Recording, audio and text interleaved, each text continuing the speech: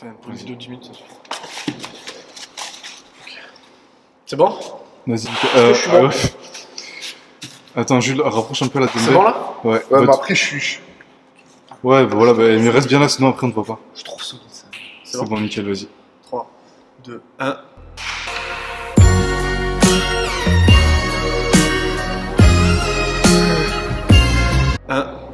Bienvenue sur Excuse My French. Alors aujourd'hui on fait cette petite vidéo pour vous présenter la nouvelle phase de préparation spécifique aux Open de Excuse My Plan, notre programmation standard qui commence le 4 janvier. Alors n'hésitez pas à nous suivre sur les réseaux sociaux, sur Instagram, Facebook, sur notre chaîne YouTube. Abonnez-vous à notre chaîne YouTube, likez nos vidéos si vous les aimez et allez voir notre site internet excusemyfrenchtraining.com. Aujourd'hui, on va vous présenter notre prochaine semaine de test pour notre prochain cycle de phase de préparation aux Open. Donc pourquoi on va préparer aux Open? Parce que ça va nous permettre de quantifier la progression d'année en année. Et puis il y en a aussi qui veulent les faire sérieusement pour faire des scores et être élevés sur le classement national. Donc on a choisi des tests avant de commencer la phase. Évidemment, on va faire des petits tests. Donc évidemment, on a choisi des tests. On a choisi des WOD des Open des années précédentes parce qu'il n'y a pas mieux pour tester sa capacité à faire des bons scores aux Open. On a choisi le 17.2 parce qu'on voulait tester la capacité sur les mouvements gymniques et de CrossFit avec la dumbbell. Le 18.5 parce que le couplet thruster chest to bar, c'est tout simplement une basique du CrossFit et que ça fait, oui, ça fait mal, mais c'est un basique pour être bon en CrossFit. Ouais. Ça c'est testé quasiment tous les ans.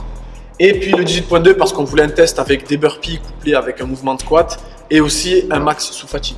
Sur les tests de gym, on a fait un WOD de type open, mais avec un format de type open, mais qu'on a modifié un peu à notre sauce avec des mouvements différents. Donc dedans, il y aura des ring muscle up, des pistoles et des DU. Le test, on ne vous le donne pas tout de suite, vous le verrez dans la programmation. Et ensuite, Jules, présente-nous les tests sur l'haltéro. Alors, sur l'haltéro, moi j'ai choisi de faire le 5 RM au snatch, 5 RM clean and jerk. Pourquoi? Parce qu'aux Open, dans les WOD, on retrouve souvent de cycler des barres lourdes. Donc là, en gros, on vous demande d'aller chercher un 5 RM, donc ça va être à peu près 85-90% pour les meilleurs.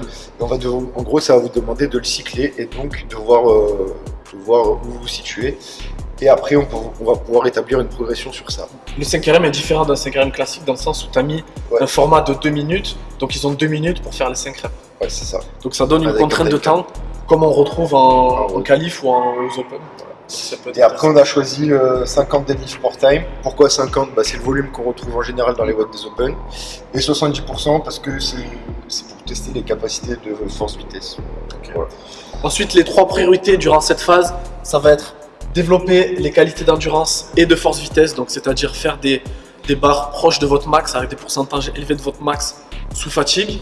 Donc tester la capacité et augmenter la capacité de cette qualité-là de la courbe force-vitesse, mais aussi vitesse-force, donc être capable de cycler des barres légères, des pourcentages bas de vos max, mais avec un gros volume et une densité élevée.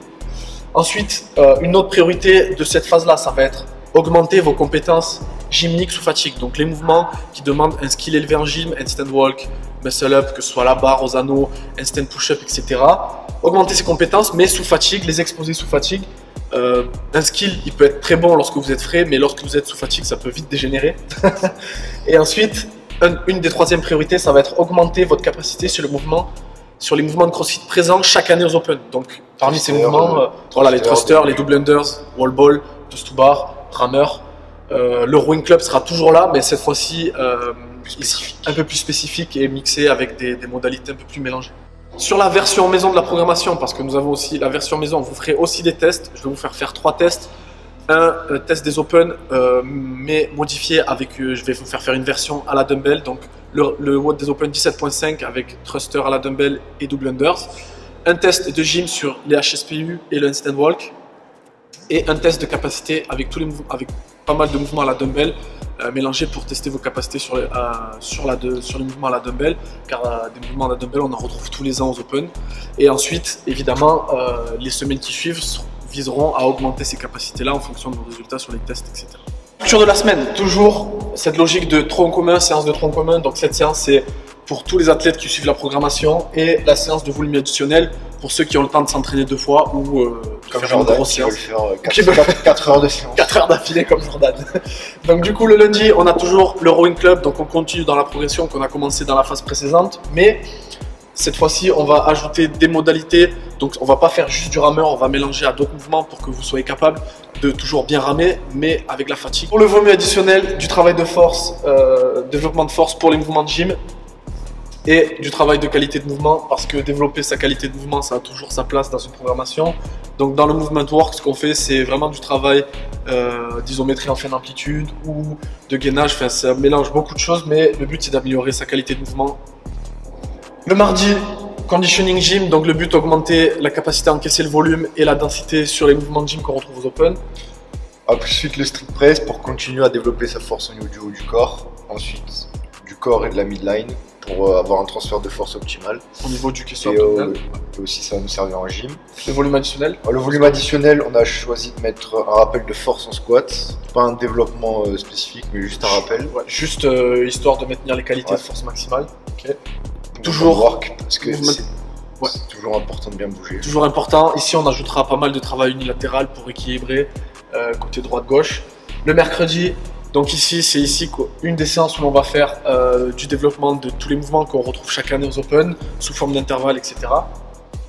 Le snatch et le deadlift, bah, vous verrez bien, mais en gros, ça va viser à développer vos capacités de force-vitesse. Et ensuite, Dans le volume additionnel, du travail technique en gym. Donc là, le but, c'est vraiment, cette séance-là, elle sera vraiment orientée sur augmenter son skill en gym et être plus efficient, évidemment. Augmenter son économie de course. Du bodybuilding que notre cher ami Jules va nous concocter. parce qu'on aime ça. Parce qu'on aime ça. Le vendredi, toujours la simulation au sport qu'on a l'habitude de faire. Donc là, on se met vraiment dans les conditions type open. On essaie de prendre un juge, donc de faire le WOD comme si c'était un WOD open, s'échauffer de la même façon, de le faire avec des gens, etc. Essayer de reproduire le même environnement. Maintien des capacités aérobie l'après-midi dans la séance de volume additionnel. Le samedi, Jules. De la gym, ça va être un peu plus un mouvement, ça va être du développement de gym skills, particulièrement, et du front squat, et voilà. Ok. Voilà, j'espère que cette vidéo vous aura plu et puis à bientôt.